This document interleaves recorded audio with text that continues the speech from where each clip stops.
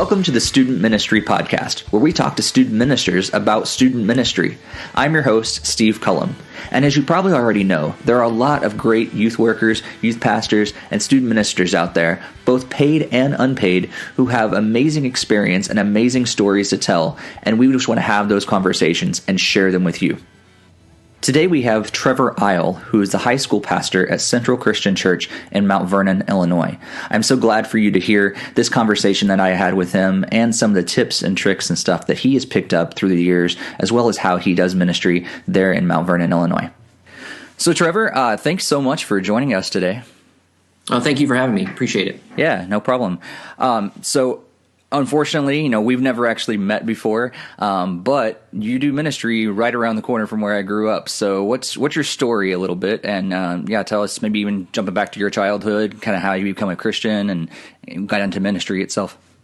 I was in and out of the church as a kid, through middle school, elementary school. My parents, grandparents were involved. I was not overly enthused to be there. Kind of standard middle school. I was there because my parents made me be there. It came down to my mom was like, it was the summer between 8th grade year and freshman year. My mom was like, you're going on one of these two trips that the church is offering. And I chose the latter one in the season because it would interfere less with baseball than the previous trip.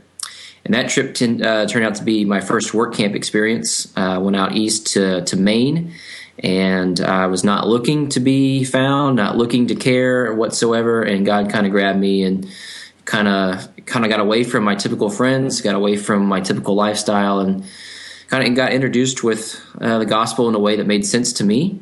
And then over some time, came back, got baptized, and kind of gotten more involved and reprioritized some friendships and some priorities, and baseball became a little bit less important. And then just kind of got involved and got involved with new church friends. The youth minister kind of really was able to get me plugged in and getting to do some things. And then from there, it just kind of took off. I just started really grasping, wanting to be doing stuff on my own, wanting to do my own Bible study, wanting to do things at the church, leadership type of stuff, and kind of not looked back ever since.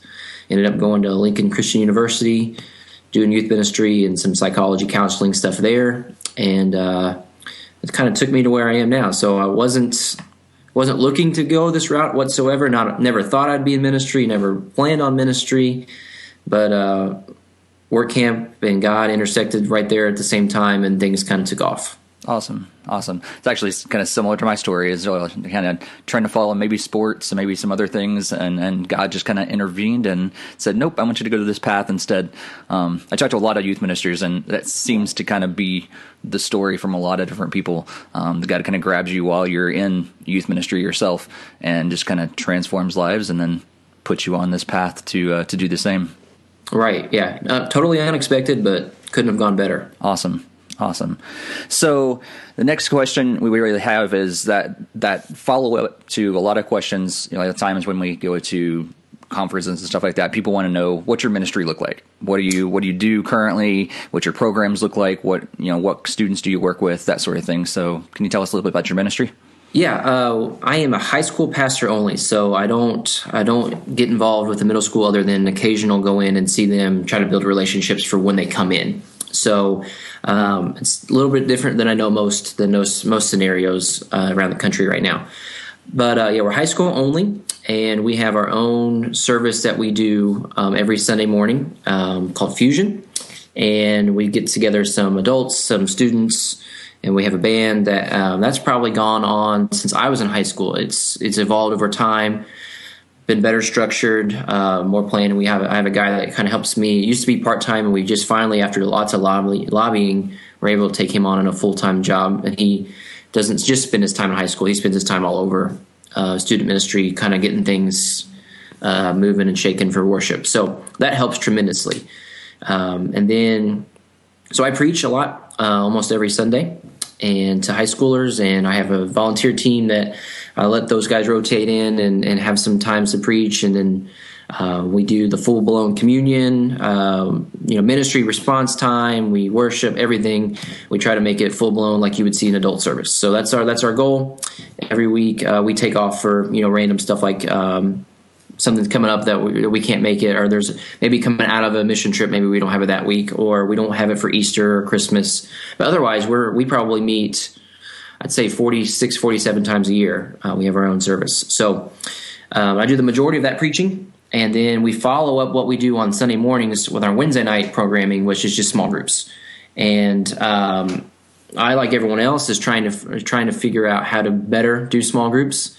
We don't break them up by class, or grade. We don't break them up. We used to break them up by gender, and that was getting stale.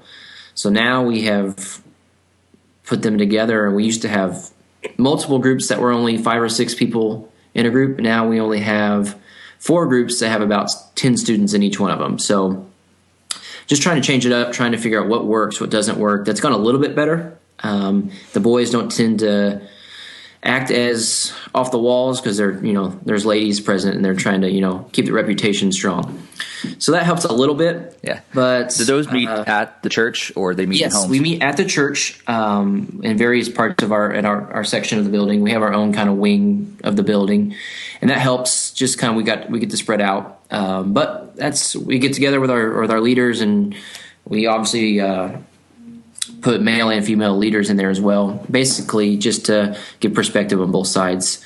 And we probably have 3 or 4 leaders in each group, just to kind of make sure somebody's not there, it's always covered. Right. Okay. But what's the content of those groups? We take what we see. Right now we're in a Romans series on our Sunday morning stuff. And so we just did Romans 3, 4, 5. So now that's what we'll talk about tonight. Okay. So I write up some questions, that kind of a guideline for our leaders to go by, and they take it Monday, Tuesday, and kind of get their brains wrapped around it for Wednesday night. And if they hate the questions, they can do something totally on their own, and whatever works best for them. So we do that. We meet from 7:30 till 9 on Wednesday nights. We push it back to 7:30 just in case there's ball games, kids getting back from baseball, whatever. So that's what we try to do. We've got a lot of hangout time. We probably are in groups from 7:45 to 8:45. It's kind of what we target, and then they kind of run around and act like high school kids and throw stuff and jump over stuff and climb the walls, all that kind of stuff. Cool, awesome. Well, how long have you been in ministry so far? I full-time 3.5 years. I've been part-time when I was in college, in and out, did some internships. So I've been in and out of, I guess, the ministry game for 10 years, but probably full-time 3.5 as I was a foster care caseworker for 2 full years straight out of college. Okay. As I volunteered here in this ministry before I took over. Okay. So over that time, you probably picked up some tips and tricks and things like that, maybe some things you've read, gone to conferences, or things from your own experience. So right. What are 2 or 3 things that you'd really like to share with other youth workers? Just a few things. I always say be yourself. The kids are great at knowing when you're not being real. Whether that's on stage, whether that's in general one-on-one conversation, they know when you're trying to be somebody that you're not. So my kids know that I'm pretty laid back.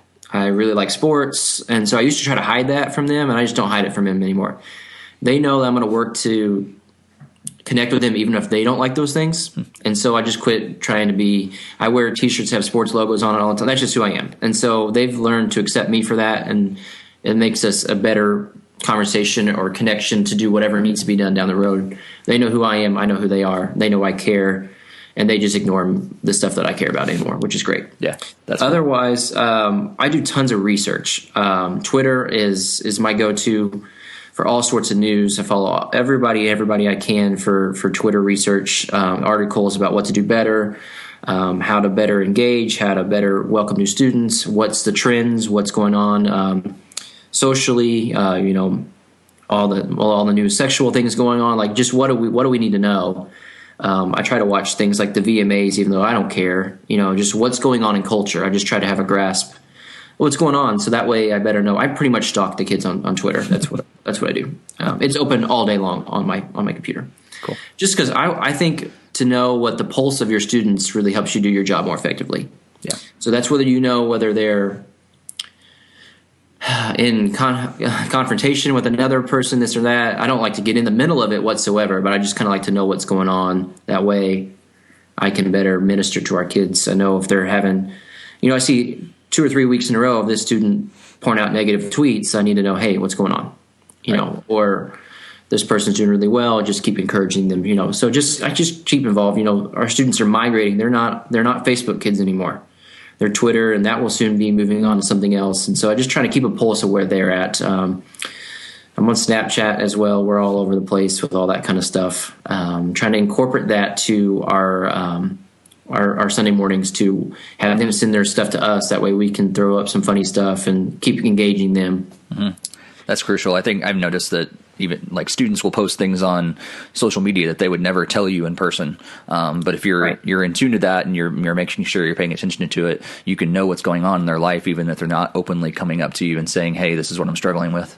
Right. You can say, hey, I don't want to pry into your business too much, but I noticed that you seem a little down or whatever it may be, and just kind of opens up easier conversation. Right. So I say the last thing, the kind of tip is basically where I got from our youth ministry professor at Lincoln, is just know what your students want to look like when they graduate. Start with the end in mind, and know what you want your students to look like. You want them to be self-sustaining, their own relationship with Jesus. They don't need you when they graduate. So how do we work them there? It kind of helps us not waste time doing things we don't need to do, or really prioritize things that we do need to do. So we want our kids to be disciples who make disciples, and so we want them to not need us. We want them to be able to serve when they walk across the stage. They can be plugged into the church, serve. They're going to continue their faith in college, and that's just kind of the way we approach things. We like to treat our students like they're not little kids. Treat them like they're emerging adults, and that kind of helps us with just kind of a foundation of approaching what's coming up in life with them. So we found that really worked. We graduated a fantastic class, a senior class that stuck around, which is rare. And that's sad at the same time. Yep. As you kind of rebuild to the next group. But it's encouraging that those students are all serving right now. So that's great. So that's what we're trying to move forward for the next group. Awesome. Well, great stuff.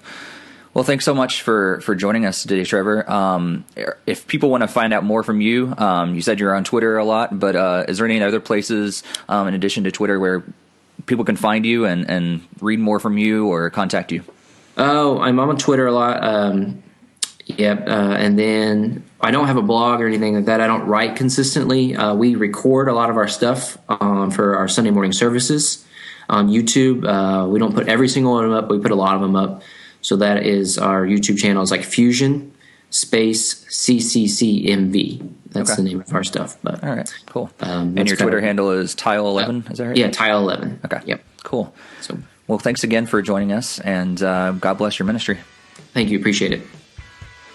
Thanks again for tuning into this month's episode of the Student Ministry Podcast. Be sure to share this with anyone else that you think might enjoy this conversation. And also be sure to subscribe on iTunes, Stitcher, TuneIn Radio, or our host, Podbean, to make sure that you get every episode right when it comes out. Again, I've been your host, Steve Cullum. Feel free to follow me on Twitter at Steve Cullum, and let me know what you think about the show and anybody that you think I should get on for a future conversation. Thank you for all you do for God's kingdom, and may God bless your ministry to students.